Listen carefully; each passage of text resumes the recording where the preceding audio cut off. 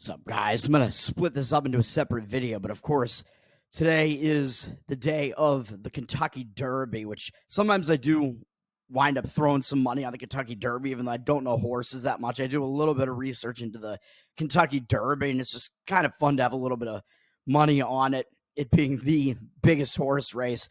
So I'll just explain a little bit quickly. I think the way you can bet like some of these horse races is it depends like what the books offer, but you might be able to find books that offer like a certain horse to like get within a certain like within the top 3 or the top 5 or something like that, and you can get decent odds on some of those. You can bet a horse just straight up like outright to win the entire race at like whatever, some decent price, 8-1, 10-1, whatever it might be. Just throw a little bit on that and hope it hits. Or one of the things that is kind of the best thing to do in some cases is using a box exacta or box trifecta, which if the books offer that basically means that the box exacta is you're picking the top 2 horses, and they do have to finish top 2, but they can finish in either order, 1 or 2. They just both have to finish either 1 or 2. And then the box trifecta is the same thing, except it's the top 3 horses, and those horses have to all finish top 3, but in any order. So you can get a little bit of more enticing odds on those, really. So you can get how should I phrase that? It's like more likely for it to happen. So the odds you get are not like quite as good, but like it kind of makes more sense. You have like more of a chance to win it, basically. And just talking about like the horses real quick, I think there are really only 5 horses that kind of legitimately could actually win this. And I think if you run down all 5 of them, I think the most likely winner of this race actually becomes clear, or where the value is actually becomes pretty clear here. So the horse with the best odds to win it is Fierceness.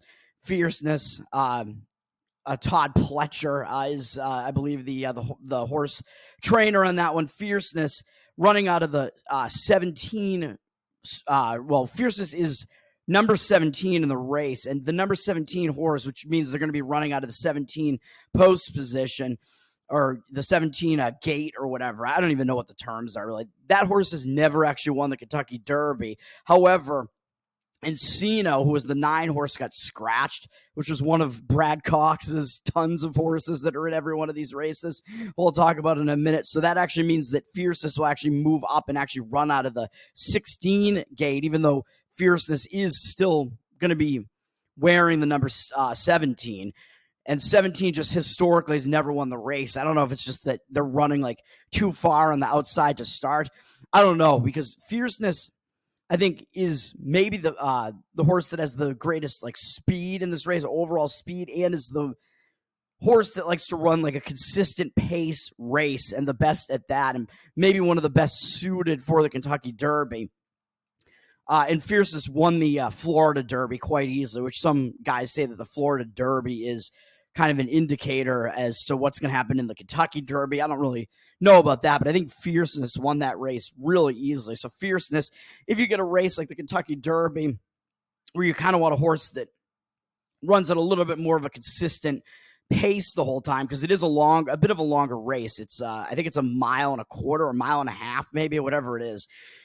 Then I think Fierceness is at 5-2 odds right now, 2.5-1 odds, best odds to win it. That might not be the way that I would go, though. Although I think Fierceness might be the second best choice in the race, just because of the way the Kentucky Derby is. There are 20 horses in the race, so there is a lot of traffic, which I'll talk about in 1 second with a couple of these other horses. Fierceness, the way that Fierceness runs, the traffic is going to be less of an issue, because Fierceness is going to be one of those horses that just likes to get out like to a good start and just be there, like be running like on the lead basically the entire time. So that's what that's Fierceness's style. Whereas Sierra Leone, who has the second best odds, 3-1 odds, good horse, but I think might be overvalued in this spot. This is a Chad Brown horse, because Sierra Leone is a closer. And this is actually the same thing with Catching Freedom, which is one of Brad Cox's other horses in this race. Catching Freedom is at 8-1. I think you can kind of talk about both these horses at once, because Catching Freedom is a similar style of racehorse as Sierra Leone, just not as good as Sierra Leone. So Sierra Leone's at 3-1. Catching Freedom 8-1. The problem is both of these horses are running close to the inside. Sierra Leone drew the 2 position and Catching Freedom the 4. The problem is both of these horses are closers. So that means that they start out the race running slower, and they kind of like save up what they have in the tank for later, and then they make a huge burst in the last part of the race to catch up and like overtake the horses that are at the front because they have so much speed that they can do that, and they don't expend as much energy early in the race.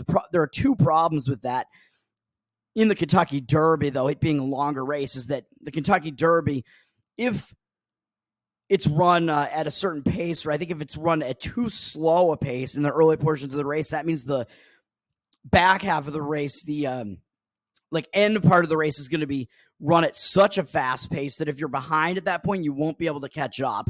So that could be the case. Although I think in this race, you might see more of a, well, I guess what they call an honest pace, where the pace is more like kind of normal and isn't like super fast or super slow the whole time.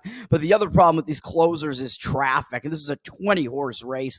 And these horses both being on the inside, I think that's going to be a problem because they're going to have to maybe even get a little bit to the outside, which they're going to have to cover more ground to get to the outside. And they're going to have to get through like a bunch of horses. If you're a closer, you're going to be behind these horses. And there are so many horses you have to navigate through that any like step there where you have to like check the horse and pull up on the horse a little bit is going to cost you time. So I actually don't think that that's a good situation for those horses to be in. And then Forever Young running out of the 11s, well, I guess running out of the 10 spot now because Encino got scratched, but rearing number 11, 10-1 odds, has tied for, well, the 4th, 5th best odds, I guess, tied with the horse that I like the most, which I'll talk about in a minute, Just a Touch. Forever Young is a Japanese horse, Yoshido Yahagi, the trainer. Forever Young, one of those horses coming over from Japan, and these Japan horses don't have a good track record in the Kentucky Derby. I don't know if it's just that they're not used to like that huge crowd that's there. Like a lot of them kind of tend to not respond well to a giant crowd like that. And I think Forever Young, like it might be the case with Forever Young as well, even though Forever Young might be one of the better Japanese horses that's coming over here. I think Forever Young, it's still kind of known that Forever Young doesn't like to be, maybe not the crowd aspect of it, but doesn't like to be in a crowded horse race field, at least, which, of course, as I just said, is going to be the case in the Kentucky Derby. So that might affect that horse a little bit, even though I think Forever Young is really good at making up ground. And Forever Young, I think, is the type of horse that runs a little bit just off the lead, which I think is kind of what you want in the Kentucky Derby, where you're almost like towards the front of the pack. You're just a little bit behind that leader for most of the race. And then you use that final burst if you're that super speed horse to get ahead. And Forever Young does do that, but I think that just all of the fanfare around this, the crowd, the fact that it's going to be a really crowded racetrack and so many horses there, that might affect that horse to the extent where I don't love it. And then Just a Touch running out of the 8 spot, another Brad Cox horse. I think this is the best value in the race here at 10-1. Just a Touch, also a horse similar to Forever Young, I think, that likes to run just off the lead. So they're going to be right behind that leader for a lot of the race and then can use that final burst to get in. Just a Touch, the knock on Just a Touch is that Just a Touch didn't run as a 2-year-old and has only run 3 races so far. So the horse is considered to be too green, really. Like usually the horse has to have run races as a 2-year-old and has to have like at least 4 races under their belt. That's considered to be the thing about Kentucky Derby horses, but that's been broken a couple times within the last like decade or so. Most recently, I think Mage was a horse that won the Kentucky Derby, who was a similarly green horse and hadn't run as a 2-year-old, and I think it only run 3 races. And then the other horse that did that, I think the first one, the one that broke that history, was Justify, who won the Triple Crown, I believe. I don't know when that was, back a while ago now. Justify, I think, was in a similar position, having not run as a 2-year-old and having, I think, also only run 3 races up into the Kentucky Derby. And oh yeah, Just a Touch is Justify's son. So Just a Touch has that pedigree, man, is the son of Justify and may have like that similar speed of, like, of course we talk about the pedigree, like, that it does matter, like who the horse's like parents are. as far as how good they're going to be. That the genetics do play a part, do matter, and just a touch. Being so green, I don't think is that much of a problem, actually, because that pedigree is there, and Just a Touch has improved in every single race and has been getting better and better. I think Just a Touch has by far the highest ceiling in this race, and we have not seen even the best out of this horse yet, as this horse just keeps getting better in every race, and you don't even know what you could see out of this horse. It could not work out, but it could be that this horse winds up having such a high ceiling that they improve even more further in this race and wind up taking the race at 10-1 odds on Just a Touch. So Just a Touch is actually my favorite out of all of these. After Just a Touch, I would probably go Fierceness and then Sierra Leone. Although I think doing like a trifecta like that, I think it's quite possible that maybe one of those horses doesn't actually make the top three. Especially with Forever Young, I think is actually slightly dangerous in this one, even though the Japanese horses don't have good history here. So that's the quick Kentucky Derby breakdown. I don't know if I'm going to give out any official bets on that, but if you want to, I could just say, if you want to just play Just a Touch in some way, like even just play them at 10-1 to win the race, or find some odds for them to like come in top three or something like that. That's probably the way that I would go there. Something like that.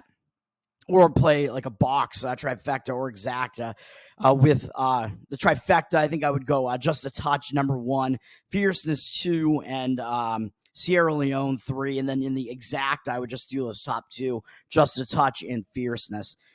It's going to do it for me. I'll be back with the regular video in a second, which, oh, God. Hopefully it's not going to be a long video, but we got a lot of sports today, man, mostly baseball. Peace.